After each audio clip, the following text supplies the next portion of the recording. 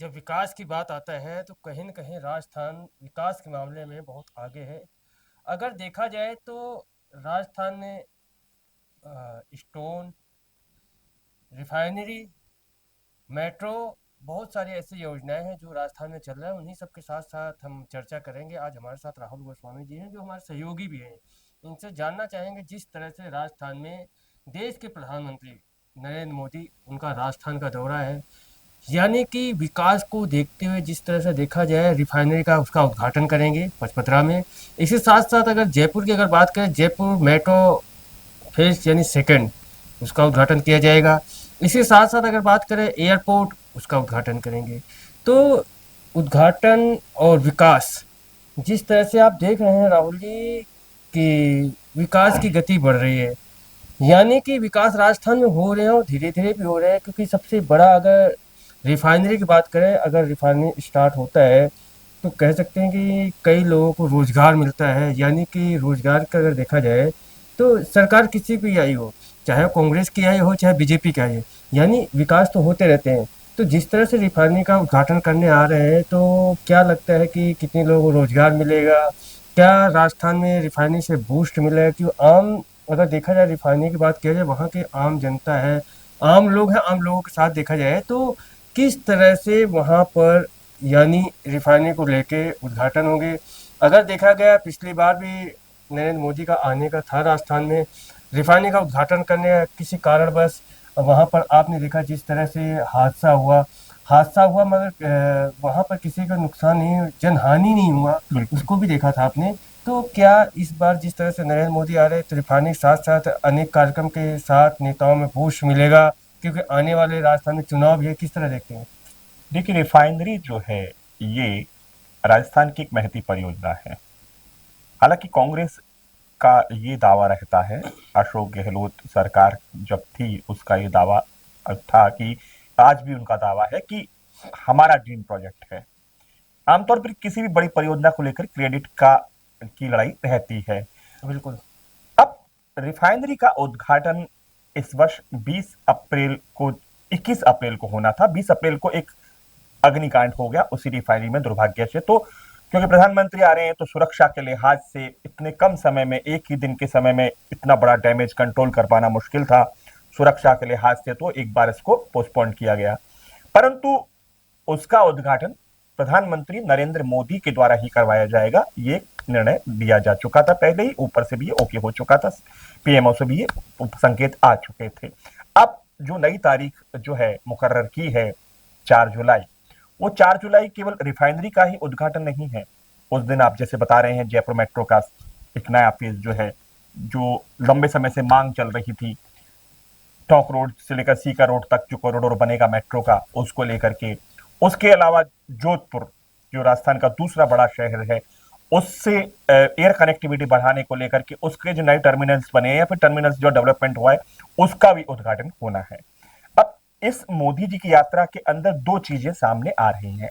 आमतौर पर यह कहा जा रहा है कि पचपदरा जो बालोतरा जिले में पड़ता है, पहले बाड़मेर में बालोतरा आता था, पचपदरा बालोतरा में पड़ता है, वहां पे वे उद्घाटन करेंगे और सूक्ष्म प्रोग्राम होगा सुरक्षा के लिहाज से, उसके लिहाज से। अब इस बार कोई ऐसा नहीं है कि कार्यकर्ताओं को बहुत ज्यादा ला करके एक शक्ति प्रदर्शन होगा या फिर गैदरिंग दिखाई जाएगी।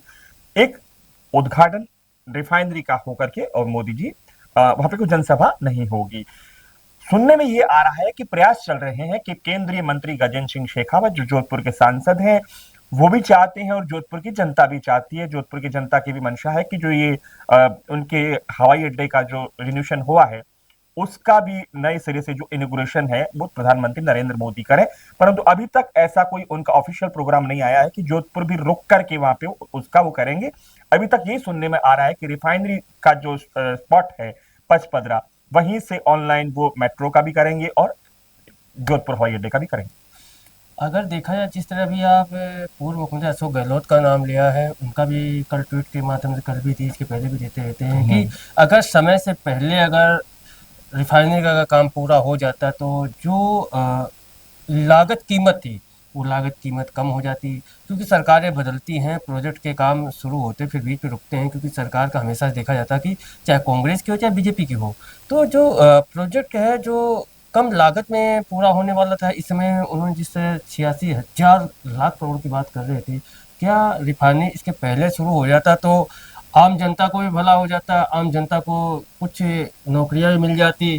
कह सकते हैं कुछ लोकल अगर क्षेत्र में कोई काम शुरू होता है तो वहाँ कई तरह के लोगों को रोजगार मिलते।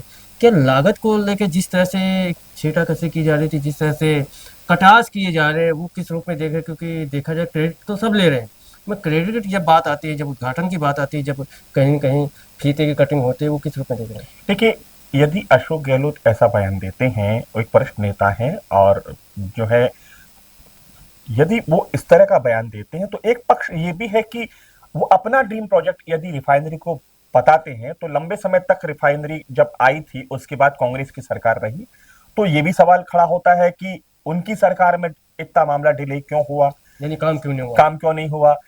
12 साल मोदी जी की सरकार हो रहे हैं, इस सरकार के अंदर समझ लीजिए आमतौर पर होता है, कोई भी सरकार आती है तो पिछली सरकार के प्रोजेक्ट्स में देरी होती है और अपने नए सिरे से प्रोजेक्ट्स आते हैं, नए सिरे से टेंडर भी होते हैं, कई बार सब कुछ होते हैं।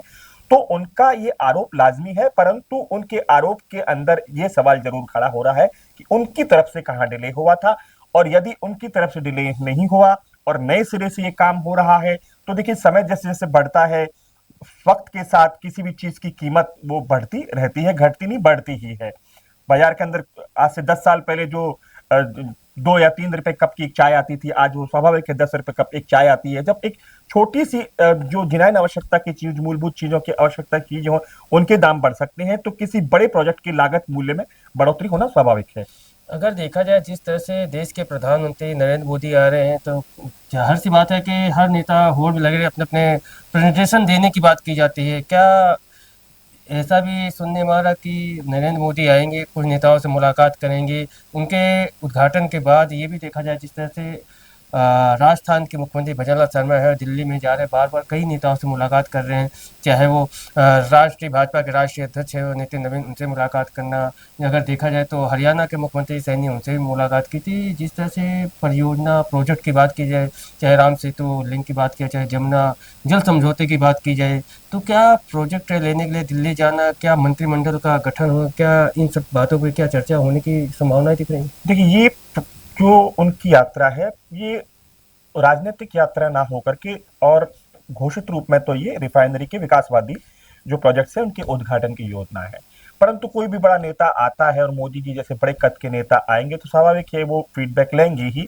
तो वहां इस बार ताज्जुब की बात यह है कि शक्ति प्रदर्शन है नहीं, कार्यकर्ताओं का बहुत ज्यादा गैदरिंग है नहीं। ठीक है, बड़े मंत्रियों का प्रोटोकॉल के नाते जाना वो बनता है, बड़े नेता बड़े मंत्री जाएंगे भी और एमएलए भी जाएंगे, तो वहां इन बातों पे चर्चा अनऑफिशियली हो सकती है। अधिकृत रूप से वहां किसी संगठन की मीटिंग या इस तरीके का कोई प्रोग्राम पूर्व निर्धारित नहीं है। बिल्कुल, हम राहुल गोस्वामी जी के साथ चर्चा कर रहे थे, जिस तरह से आने वाले समय में जिस तरह राजस्थान में रिफाइनरी पचपदरा को लेकर उद्घाटन है, इसी के साथ-साथ देखा जाए जोधपुर हवाई अड्डे उसका भी उद्घाटन, इसी साथ-साथ अगर जयपुर की बात करें, जयपुर में मेट्रो फर्स्ट का काम पूरा हो चुका था, सेकंड फेज़ का काम शुरू होने वाला था, उसका भी उद्घाटन किया जाए। मगर आने वाले समय अब ये देखने वाली बात है कि राजस्थान में प्रधानमंत्री नरेंद्र मोदी के जाने के बाद किस तरह की स्थिति होती है, किस तरह के प्रोजेक्ट होते हैं, किस तरह के विकास होते हैं, कितने लोगों को नौकरियाँ मिले, वो आने वाला देखने वाला समय बताए। आप छोटी-बड़ी खबरें देखते रहें, केबीपी टाइम जयपुर। जिस पिता ने कभी अपनी उंगली पकड़कर चलना सिखाया, जिसने अपनी पूरी जिंदगी बच्चे के भविष्य को संवारने में लगा दी, आज उसी बेबस और एक बुजुर्ग पिता पर एक बेरहमी कलयुगी बेटा बेरहमी से लात, घूंसे और थप्पड़ बरसा रहा है। यह तस्वीरें किसी भी संवेदनशील इंसान की आत्मा को देखकर झकझोर देने में काफी है। यह खौफनाक वारदात सिर्फ एक परिवार के भीतर की त्रासदी नहीं है, यह उस समाज और उन संस्कारों पर भी एक बहुत बड़ा सवालिया निशान है जिन्हें हम अपनी अगली पीढ़ी को सौंप रहे हैं। बंद कमरों में बुजुर्गों के साथ होने वाली यह बदसलूकी और हिंसा यह सोचने पर मजबूर करती है कि आखिर हमारी संवेदनाएं कहां मर चुकी है। भारतीय संस्कृति में बुजुर्गों का सम्मान केवल एक दिखावा या परंपरा नहीं, बल्कि हमारी पहचान और अस्तित्व का हिस्सा है। लेकिन आज जब अपने ही आशियाने में माता पिता सुरक्षित नहीं है, तो यह सवाल उठाना लाजमी है कि आखिर हमारा समाज किस दिशा में आगे बढ़ रहा है। क्या भौतिकता की अंधी दौड़ में हमने अपनों को ही पराया कर दिया, ऐसे घटनाओं पर सिर्फ अफसोस जताना काफी नहीं है। वक्त आ गया है कि इसी तरह के कलयुगी बेटों के खिलाफ सख्त से सख्त कानूनी कार्रवाई हो, ताकि समाज में एक कड़ा संदेश जाए। बुजुर्ग की सुरक्षा और उनका सम्मान हर नागरिक